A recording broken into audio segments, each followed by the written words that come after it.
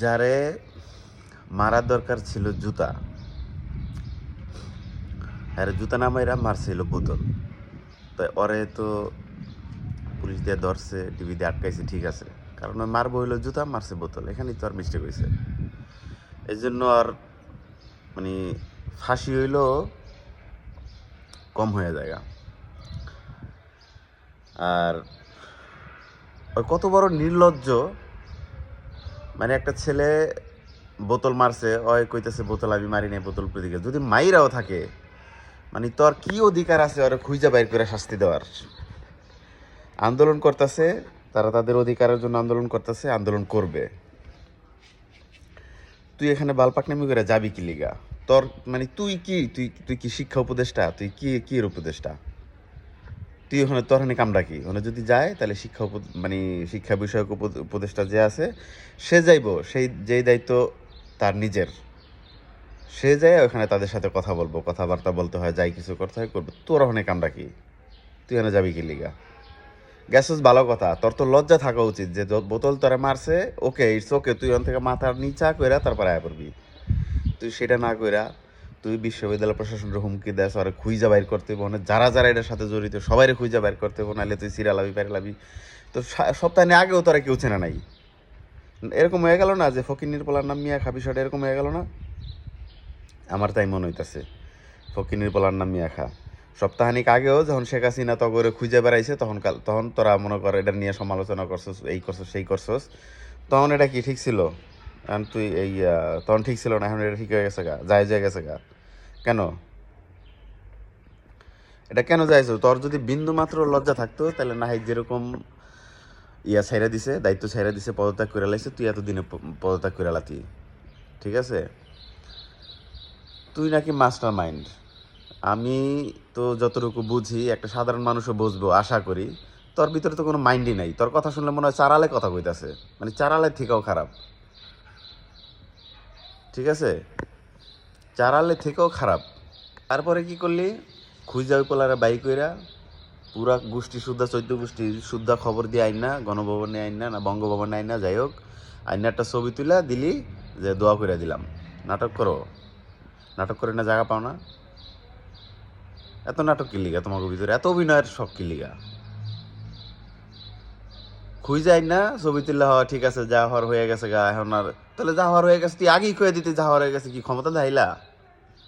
হ্যাঁ, ক্ষমতা দেখাইলা? তারপরে আসি আরেক চেতা লোকের কথা, ক্রিয়া উপদেষ্টা। হ্যাঁ, তো পুরাই চেতা, মানে পুরাই, মানে কি কইমু আর, মানে হ্যার কথা তো কইয়া শেষই করা যাইব না। এই জন্য যত কম বলা যায় ততই ভালো, সময় বেঁচে গেল। মানে বিন্দু মাত্র কোনো লজ্জা একটা মানুষের মধ্যে যদি থাকে, যার বিরুদ্ধে এত অভিযোগ, ওই দায়িত্ব নাইলে তোর ছাত্রদের মধ্যে থেকে অন্য কেউ দিয়ে নাইমা যা, ছাইরা দে। কেন পানি গোলা করতেছ? ছাইরা দিয়া মাপ ঠাপ চাইয়া জনগণের সামনে থেকে সর, তখন জনগণ আর দেখতে চায় না, তখন জনগণ দেখতে চায় না, তখন ছাত্রদের মধ্যেই প্রয়োজন অন্য অন্য কেউ দে, সমস্যা নাই, দিয়ে হতে সর, যেটা কন্ট্রোল করতে পারস না ওটা ছাইরা দে। কিল্লিগা মানে লেজে গোবর অবস্থা করতেছস। তারপরে আসি বাজেটের। বাজেট, যদিও বাজেট নিয়ে মানে মাথা কামানোর মতন কোনো যোগ্যতাই আমার নাই, কোনো কিছুই আমার নাই। আমি শুধু একটা বিষয়ে কথা বলতে চাই, সেটা হলো যে এয়ারপোর্ট মানে কাস্টম শিকা নাকি এখন মানে একটার বেশি মোবাইল নিতে দিবে না।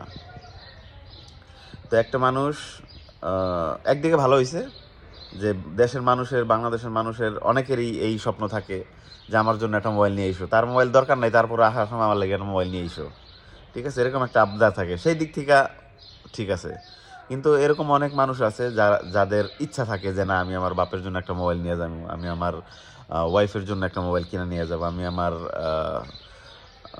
ছোট ভাইয়ের জন্য একটা মোবাইল কিনে নিয়ে যাবো।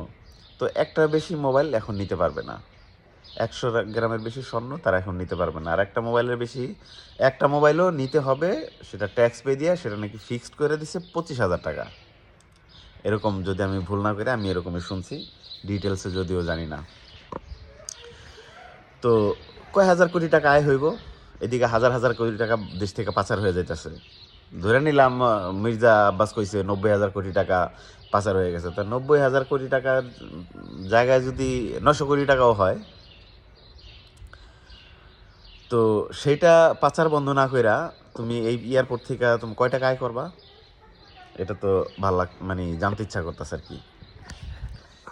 ঠিক আছে, জানতে ইচ্ছা করতেছিল এই যে যে বিদেশ থেকে, মধ্যপ্রাচ্য থেকে, ইউরোপ আমেরিকা থেকে যে লক্ষ লক্ষ মানুষ, হাজার হাজার লক্ষ লক্ষ কোটি ডলার পাঠাইতেছে, যেটা বাংলাদেশের বর্তমানে বাংলাদেশের মূল চালিকা শক্তি, যেটা ছাড়া বাংলাদেশের চলবে না। তো এটা এটা হওয়ার পরেও যে তোমাদের এই কাজটা করতেই হইলো, তোমাদের মনে হয় নাই যে না এটা করার ঠিক হইব না? মানুষ 5 বছর 10 বছর পর দেশে যায়, আহ, উম, কারো শখ থাকতে পারে যে না আমি আমার বাপ মায়ের জন্য, আমি আমার পরিবারের জন্য